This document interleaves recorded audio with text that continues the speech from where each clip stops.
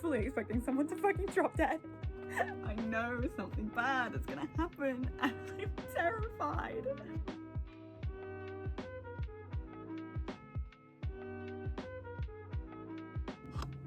We're using my keyboard as a stand for my phone at the moment, and you might be able to hear purring because there's a cat behind me.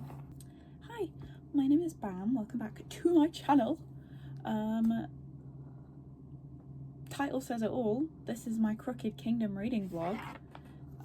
I've been kind of bad about starting this video because I should have started it forever ago, but I didn't, and now I'm already on part 3. I'm on page 151, which is in the middle of a chapter, so I need to finish the chapter that I'm on, but I am in part 3 now because I have just been reading it for the past couple of days over lots of lunch times at work. So I'm going to do kind of a long-winded update, maybe. I just at least wanted to film the intro. If you didn't watch my last reading vlog, it was for 6 of Gross, so I'll link that in like the iCard, wherever that lives, on which side, I don't know. So you can go watch that if you want my thoughts on that book. And yeah, so part 1 and 2 I breezed through quite quickly. I enjoy the fact that we had a Wylan chapter is literally like the first chapter of the new book and the group. He wasn't the first chapter. That was some guy called Redvenko, I think, who I feel like might have probably been a character I should have known if I read either of her other books, but we're going in relatively blind with her world. And things are happening. We have Inej back now, which is what was happening at the end of part 2. Part 1 was like the build-up. We kidnapped a pregnant lady. It was a whole thing. Jesper and Wylan are still cute. I still love them. Wylan is still my favourite. And yeah, slightly different thoughts in terms of like how I was feeling in the last video. Nina's growing on me. I think genuinely from reading Matthias's chapters as well, I think he's getting up there in like my favourite characters, which makes me even more afraid because I still have the feeling that he might die. So I'm gonna be very sad if that happens because I fully hear that this book hurts people. Now since I haven't done an update with the previous 2 parts, I don't really know how to organise my thoughts other than things have been moving like from the get-go, and it's like I feel like we're in the middle of something that our characters don't really understand properly. There's like another party going around.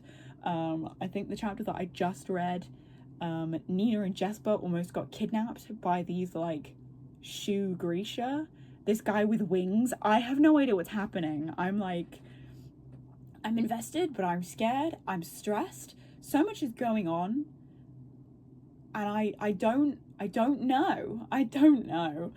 I'm watching, my line keeps changing because I'm watching my friend do a rivals match before I join her to play. So this update is like quick, and I will probably reorganize my thoughts soon, but I'm hoping to get back into the update per part going forward. I think there's 6 parts again. Part 3 looks like a really chunky one, and then part 5 also looks like a chunky one, so we'll have proper updates going forward. This is just me doing my intro and giving you my initial scattered thoughts, because what the fuck is going on? I'm afraid, because clearly something a lot bigger is occurring.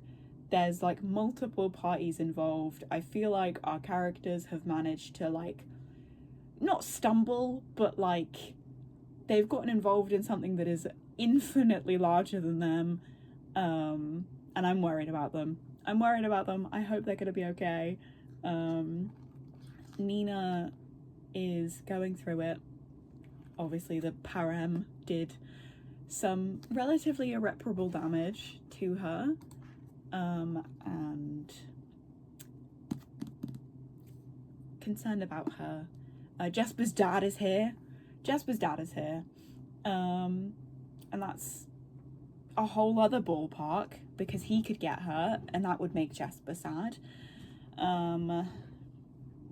Wyland's dad sucks and I feel bad for him, and I appreciate every little interaction that we get of all the characters being like, Wyland, you're a great asset to this team, essentially. I think Nina had a sentiment earlier being like, he has shit parenting skills. And I have to go because my Marvel match is starting, so I'll update you again later. Bye! Hello, apologies that my knee is literally right here. I'm twisted up on my chair. I am infinitely calmer than that last clip that I filmed, the first clip, because I'm not in immediate danger of being involved in a rivals fight. Anyway, I am on part 4 of Crooked Kingdom. I'm about 50% through. I'm actually going to leave the screen there because it's a lot brighter. I'm on page 265, I believe, with part 4 being The Unexpected Visitor. Don't know if that's backwards, but anyway, that's where we are. The last part has been quite eventful. One thing I've experienced with this book so far is that it is taking me a little bit longer to read than I was expecting, but I think it's because the chapters are like significantly longer than most of the chapters in Six of Crows, or at least they feel that way. Like the pace of this book is a lot slower because while part of me understands the general plot of what's going on, the wider plot, I've got no fucking clue. I ain't got a clue, mate. I really don't. I understand that there's things going on with the shoe and the Fjorda are here. Obviously, you know, Van Eck is around doing his thing, pretending he gives a shit about Wyland. But I'm gonna give a bit more of like a concise like thing of my thoughts than the last part, so if I repeat myself, forgive me. So the opening of this book, we like are in the perspective of someone who I now realize I think was one of the Grisha that was mentioned in the first chapter of Six of Crows.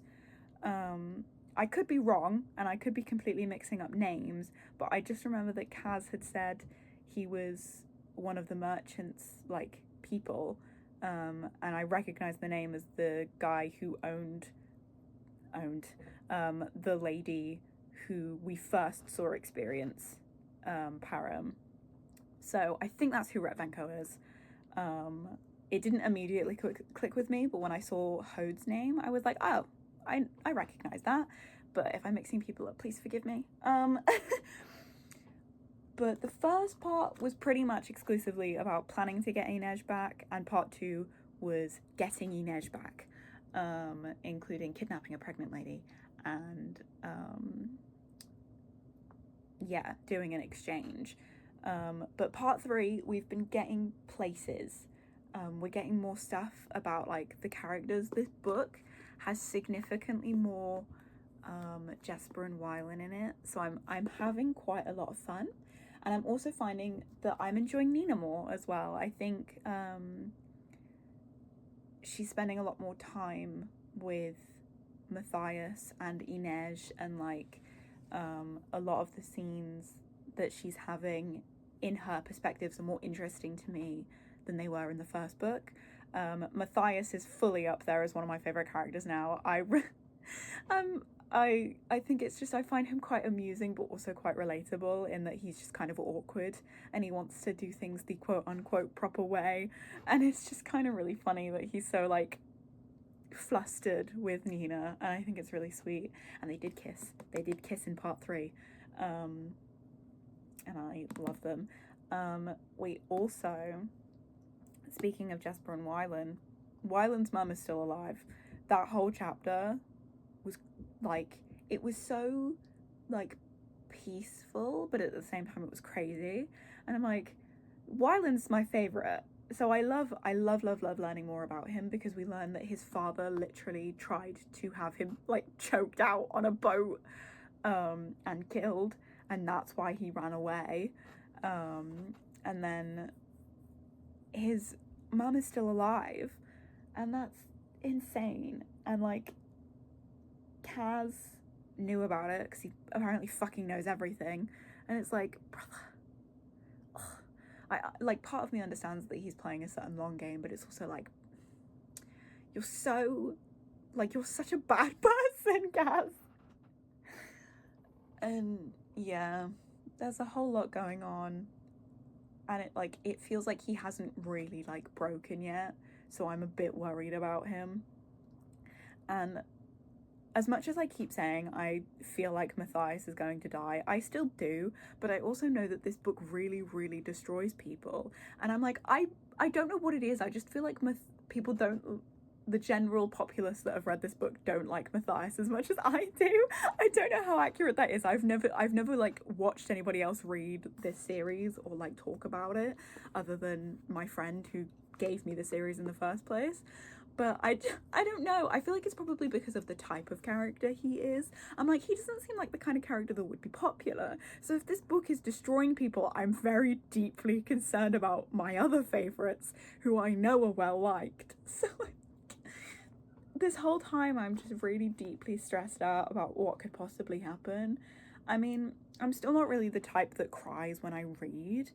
I cry when watching movies because there's music involved and it's a whole experience, but I don't tend to cry when I read very often. It's happened. I read one fanfiction once that had me bawling my eyes out at 3 a.m, but that was different. I really don't know what to expect at all, because I don't know how all of the like parts and pieces are coming together in here. So I don't know where we're going. There's so many more parties involved than I thought there was going to be, or at least that I was anticipating. And I'm so out of my depth. I'm not expecting anything. I'm expecting, obviously, this whole plan of getting all the Grisha to get out to go to shit, because like with the first book, the whole entire plan has been explained. So I'm like, that this clearly just can't happen, because that's just how writing works. And yeah, I mean, I feel like it could hopefully go okay, but I am fully expecting this big boat of Grisha to get found by the people that are hunting for the Grisha and have tried to take Jesper and Nina and all of that. Speaking of Nina, her powers are going mental. She's losing it. She's not losing it, but like, her powers are like different, and it's weird. And Jesper is trying to help Kue find an antidote for the Param, and it's a whole thing. And he's flirting a bit more with Wylan, but Kaz isn't letting them flirt completely. I'm at that point of like with Kaz and Inej that I'm like, I'm not expecting their relationship to go anywhere. Like, obviously there's all of these like implications and stuff, but I'm fully expecting nothing to happen between them, because neither of them have like put themselves in a place where it's like, well, okay, Inej has put herself into like a position where she's like, if he wants to tell me something, he can, but Kaz isn't in a position to like communicate his feelings, I guess. I know it's a lot more complicated than that, but I don't know how to put my thoughts into words. I just mean that, like, I'm not anticipating anything going on between them, and I also wouldn't be shocked if Kaz dropped dead. I'm expecting him not to, because he's, like, kind of our main guy. As main as he can be in a cast with 6 main characters, but I just mean that, like, I wouldn't be shocked if he was the guy that died. I'm just expecting someone to die. If nobody dies in this book, that would be crazy, but I'm fully expecting someone to fucking drop dead. But no, I just mean that, like, I don't think Kaz is in a position to, like, be in any sort of relationship whatsoever. He has a lot of hang-ups. He has a lot of issues. He's not very good at talking about feelings or feeling feelings, really. And it's all very complex. And like, Inez shouldn't have to be put in a position of like, I can fix him, you know, and she doesn't want to be. She very evidently doesn't want to be. She wants a whole person that she can be with, who can support her and she can support him, and you know, all of that. So their relationship is very kind of complicated.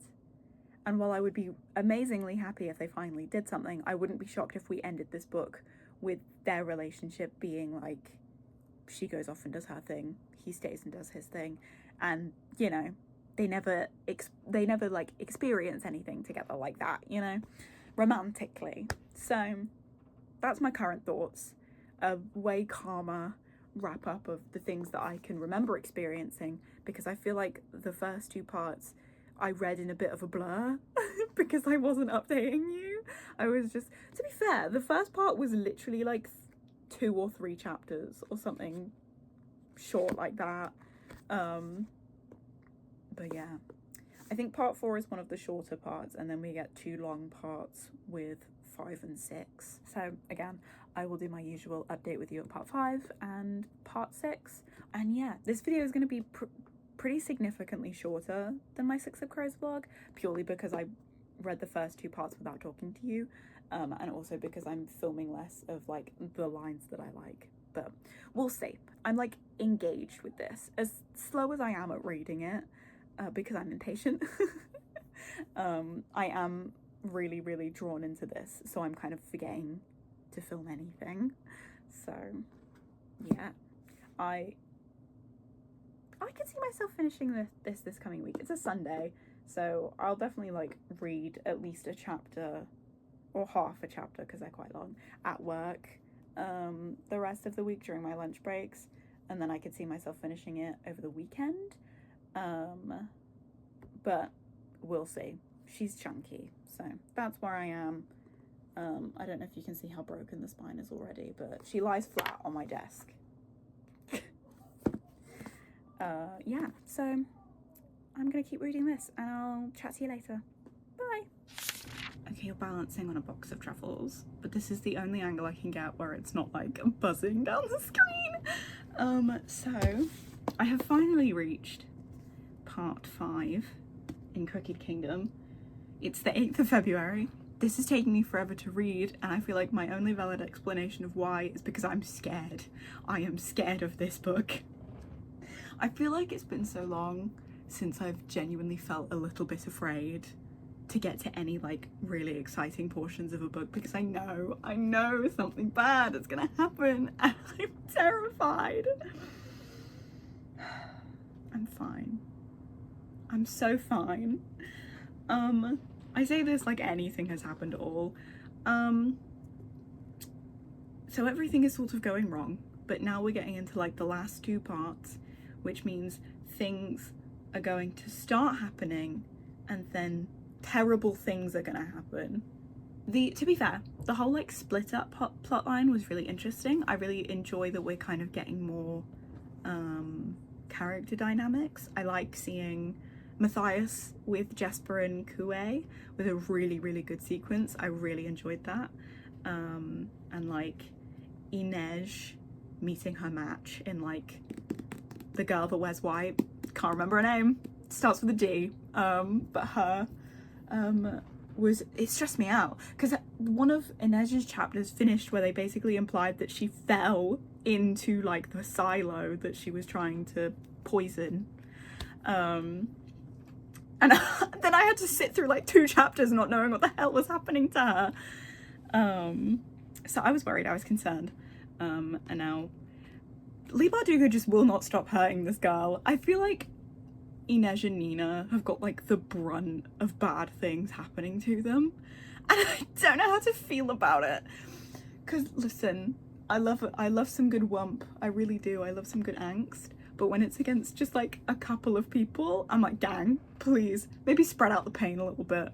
Wyland's had a lot of emotional pain, obviously. I am loving the Wyland backstory we're getting. The fact that his dad like actively tried to kill him, and like he still spent so much time not wanting to like go after him. I'm like, Wyland, he's my favorite. His whole dynamic with Kaz is also super interesting. His dynamic with the whole dregs is interesting because he is an outsider, but at the same time he's like not, because he's been through this really unique experience with all of them, and they treat him really nicely, even though he like feels inadequate. And I'm like, somebody give this boy a hug, for God's sake. He did get some hugs from Jasper during the whole thing with like his mum being revealed as being alive, which was crazy.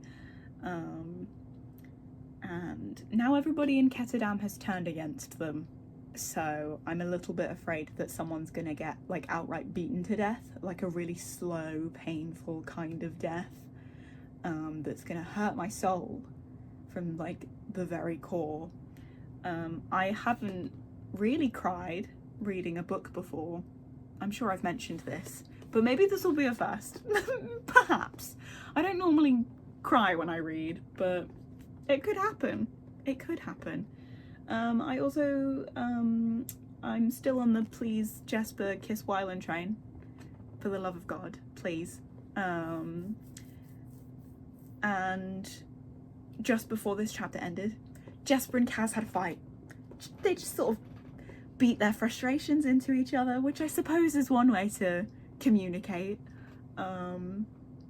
So I think they're on better terms now, I guess, because Jasper has finally been like, the fuck is wrong with you? So everybody has heard Geordie's name now as well. Also, Jasper's middle name is Llewellyn, which I think is so, I was really surprised to see that, because that's one of the surnames of one of my characters in one of my, two of my characters, they're brothers, in one of my book ideas. So I was like, oh my god, Welsh! It's a Welsh name, he's Welsh! So that was fun. That's just a random little tidbit of info. But yeah, the next part is called Kings and Queens, which is crazy. I don't know how many pages it is, but I have this much left, which is probably about 200 pages, maybe 250. So I'm probably not going to finish it this weekend, but I aim to finish it this month at least. And then I have a couple of books that I'm going to read after, but this is my focus. Thank you for letting me update with you. I'm sorry these updates aren't as good as my Six of Crows ones. I feel like somehow I'm absorbing this whole book, yet retaining none of it in a way I can communicate. This book is just like happening to me. I don't know how to express how I feel about what's occurring. So, I will check in with you when I'm probably a little bit traumatized. So, I'm probably gonna have to spike the volume on this clip because I'm just talking very softly. But I was reading more of Crooked Kingdom last night. I'm on chapter 26, which is page 356. And I just had like a thought that I wanted to put into words in film, so I had it noted down.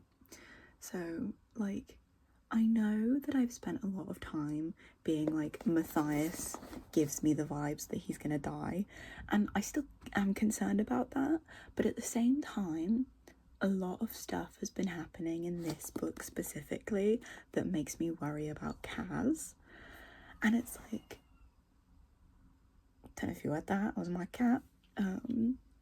Anyway, I don't know how much like stock I'm gonna put in this thought, because he is quote unquote like the main character, he's kind of the focus guy, but a lot of things keep happening in this book and his interactions with the other characters that I feel like are partly designed to make you not like him.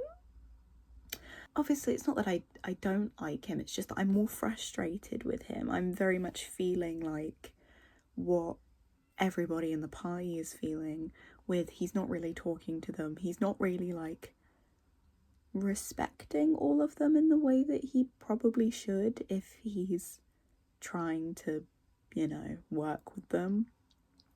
And I understand him, obviously. You know, we know what he's gone through, we know what he's dealing with. And he's a child, so it's kind of a lot to cope with.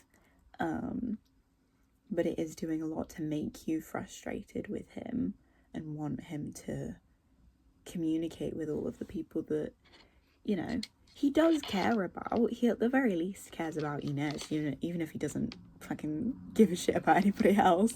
But I like to believe that he does care about all of them, or he wouldn't be going through all the effort of trying to get them out, whether he owes them or not. Yeah, I'm kind of in a weird space of like, I still think Matthias could die. I'm not really getting the vibes of anybody else except for Matthias and Kaz.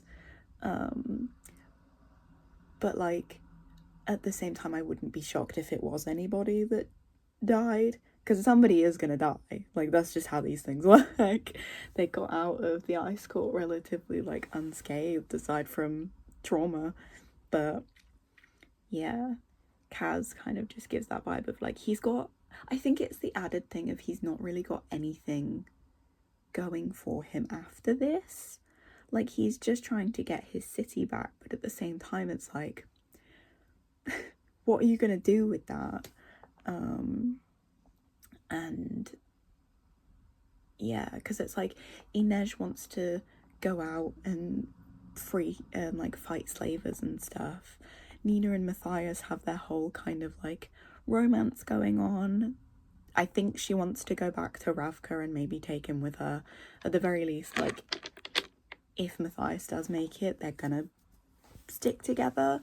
Like, I think Jasper's hit a point where I think he's not sure what he wants to do, but at the same time he very clearly wants to like explore something with Wylan, because there was a whole thing where he kissed Kue instead of Wylan because he was all emotional and made a mistake, and now Wylan's upset with him, you know, rightfully so. Being mistaken for somebody else is not fun. So yeah, I think I just wanted to put some recent thoughts out there of like, I'm a little bit worried about Kaz, because it feels like one of those things where he's going to reach a breaking point and it's just going to be over, because he's not like got anything else outside of this. Like, he's not even putting like the effort into wanting to keep the people around that he does care about. So yeah, that's my very soft update of my thoughts and my concerns. So we'll see where those go. Talk to you later. Okay, I'm being very unprofessional in filming this lying down because I'm at the last part of this book. I'm so scared. I take back what I said about probably not crying while I read this, because my period has just started, which means my emotions are fucking everywhere right now. So the likelihood is I'm gonna burst into tears at the slightest inconvenience because of Wylan. If you've read this book, you know what I mean when I say Wylan, because of what has just happened to him in the last part, and I'm because Cass is gonna be so mad at him, and that's gonna be so much worse than like anything else. I'm at a loss for words. I don't think you understand. I don't really know what to expect. I'm anticipating, like I've said throughout like basically this entire vlog, someone is dying. I think for the most part, like, Lee Bardugo has done a really, really good job of not really like giving away who it might be. Like, the only reason I know that someone is dying is A, because everybody talks about this book being really emotional, and B, because it's just kind of one of those things. Like, if everybody made it through the last book, someone's dying in this one. And I'm still anticipating either Matthias or Kaz. Either one of them. And the only reason that I am not worried in terms of like physically what's gonna happen to them about Jasper and Wylan is because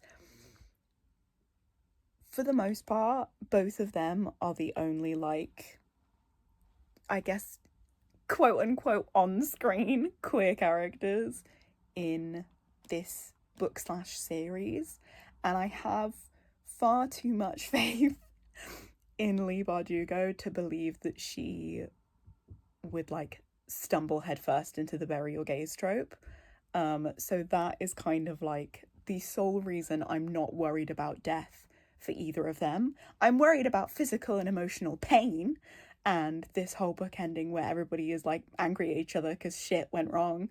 But death, I don't think that's gonna happen, because if it does, like, not only am I gonna be, like, upset about it, but I would be disappointed, and it would ruin a lot of things, I think.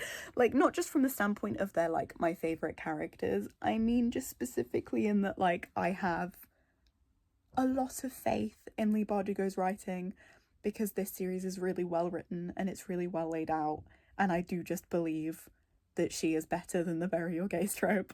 So, fingers crossed. Mentally, I'm saying goodbye to Matthias immediately, because we've not actually seen a lot of him in the second half of this book. He's had, like, his moments and his scenes, but otherwise he's been kind of a very, like, separate character. He's not had a lot of chapters, in comparison to, like, Nina and Inej. They've had quite a lot, and he's mostly been kind of in the side, like, very specifically mentioned, just hanging out, doing his own thing. He's obviously had his moments, but he's not had a lot of, like, screen time, I guess, which makes me concerned about him the most, because we kind of see him and his dynamics and relationships with all of the other characters enough that him dying would hurt. And that's kind of, and I did mention it in my first video about him having dead man vibes. I think it's just because of the position in the team that he takes up. And it might just be me, like, overanalyzing or, like, seeing it too much from a really stereotypical, this is what I would do if I was a writer kind of brain. Like I already talked about, I also wouldn't be surprised if it was Kaz, because he is the leader of the group and he doesn't have much going for him. He did have a really, really nice scene with Inej that, like, you know, it sort of showed the beginnings of what healing could look like. And I think it would be kind of sad. It would be very sad, I mean, if kind of neither of them got that. But yeah, so the plan's going tits up because Wylan just got tortured and it sucked, and I need someone to give him a hug first of all. So I'm saying goodbye to one person in the next, like, I don't know how many pages. It looks like maybe 100, but I could be completely wrong. But I'm on the last part. I'm gonna read a bit, and I want to try and finish it today because I literally only have that much left. But I might also take a break to play Overwatch and ignore my period cramps. So that's my plan. But I'm finishing this week because I swear to God, I want to move on. Like, I'm not saying that in a mean way. I just mean that I want to finish this book because we're halfway through February and this has taken me like a month to read. And I'm like, please, I just want to read something else. I have my TBR to do. So I'm ready to get this finished, and I'm scared. And I might cry, but I won't film it because I don't want to film myself crying. So I'll catch up with you when I'm done with this. I don't know how loud he's being, but he's here. Standing very awkwardly. Are you okay? Okay. I'm also filming this from Red because I got home from work and I'm tired. But I finished Crooked Kingdom yesterday. I did. I finished it. It's back on my shelf, which is why I'm not holding it. But I really hope he's not too loud for you guys. But he's there. He's the background. But yeah, so I finished it. It's a very bittersweet ending, I think, in that it leaves a lot open for you to kind of, you as the reader, to imagine where they're going, while also having very, not like definitive, but you know, for like Wylan and Jesper and what they're doing, and everything with Kaz. And Kaz and Inej's last scene was really sweet, and it kind of showed a level of growth that is nice to see, even if we don't get to kind of witness like the rest of it. Matthias did die. I have had that feeling since book one, so his actual death didn't really get me that much. Like his scene with Nina, aside from a couple lines, like I was just kind of sad, but I wasn't like teary or anything, because it was more of like a defeated sadness of, I have been expecting this for a long time. He's been a dead man walking to me since the first book. So yeah, I'm really sad that we did lose him, because his last chapter, his little like single paragraph chapter, that is what got me. That and the others finding out about him and hosting their little like quote unquote ceremony, their whole like goodbye thing with the flowers, that is what made me cry. Just a couple of tears, but that is what got me. That, and yeah, his little last chapter, because I think there's always something about characters kind of musing about their death and like in their own way saying goodbye to the reader that always gets me a little bit. I think it's probably the slightly personal aspect about it. Oh, he's coming down. Overall, in terms of Matthias's death, I have mixed feelings about the actual like occurrence of it. Because like I understand that it is very much the culmination of everything that he has done and all of the ways that he has like, you know, betrayed his nation in their own way, and that kind of coming back to get him. But it did also partially feel like it came out of nowhere. Like I was expecting it to kind of occur during more action instead of literally like at the last second, like the last moment that anybody could possibly die. So it in part felt like it was just kind of put there to have someone die, which yeah, mixed feelings about. I understand why it happened in the context of Matthias's kind of being, but in terms of story beats, it was a little bit jarring, in like the immediacy of it and how it happened. But that's like just personal opinion. Like I'm sure other people have different interpretations of it and how it was done, and I think part of me also just is sad that he died when he was kind of on that cusp of really, really getting into deconstructing his internal ideologies. Like he kind of reached that point where it wasn't just Nina that he respected as a Grisha, but there was Kue and Jesper and stuff, and that was kind of expanding, and he was reaching a point where it was like he was gonna end up living around Grisha and learning and being okay, and then he kind of died before he could do that, which obviously is the tragedy of it. That's what makes it extra sad, because he doesn't get to do that stuff, and he doesn't get to be with Nina, and Nina doesn't get to be with him. But yeah, in terms of like everything else, made me sad, but I still had mixed feelings about it. But that's just personal opinions. Me freaking out about Wyland, didn't need to. I was tricked.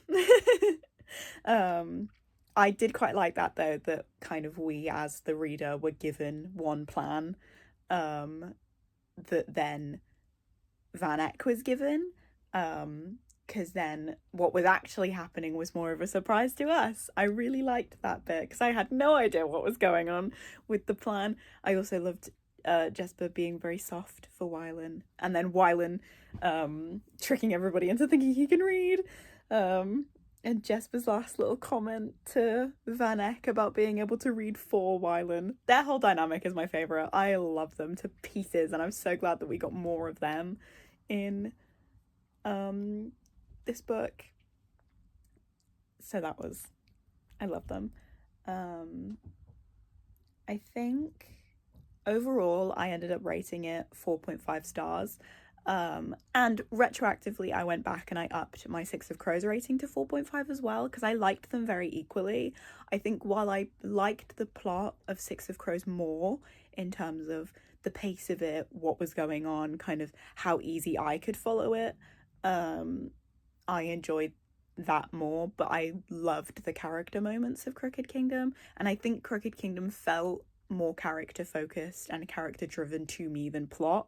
I don't know if anybody else has alternate opinions about that, but I think I liked them both for different reasons. Like the overall plot of what was going on in Crooked Kingdom was good.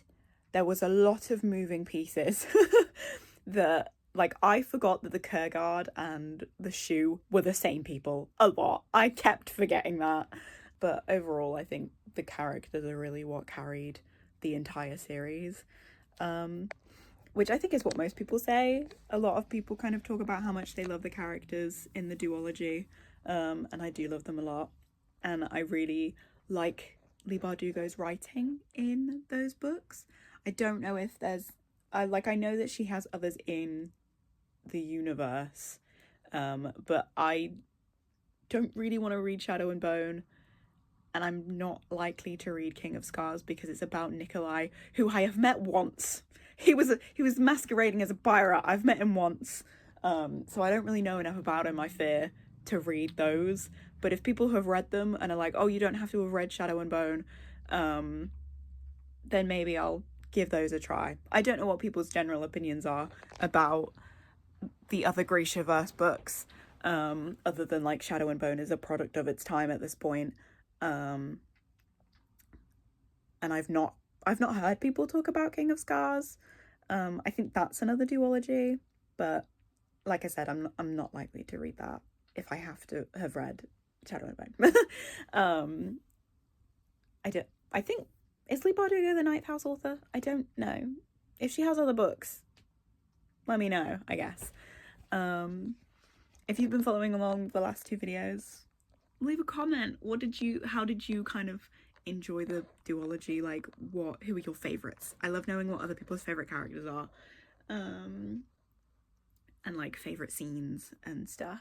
I don't really know how to succinctly kind of express how I feel, because I have kind of documented my thoughts throughout both books, but I'm really, really glad to have read them. I think, like, I get it now, I guess. Like, I understand why people really love these books, because I really love them. Like, they're very, very enjoyable, and the characters are probably some of my favourites. I think Wylan is going to stick with me for a while. Wylan and Jesper and Matthias are my top three boys, I think. And Kaz, I think I really enjoy him and like his representation of the chronic pain girlies. He's one of us. So yeah, I'm done. I'm done reading the duology. Woo! I now have to edit this video so I can put it up on Sunday. If I can, I'd like to.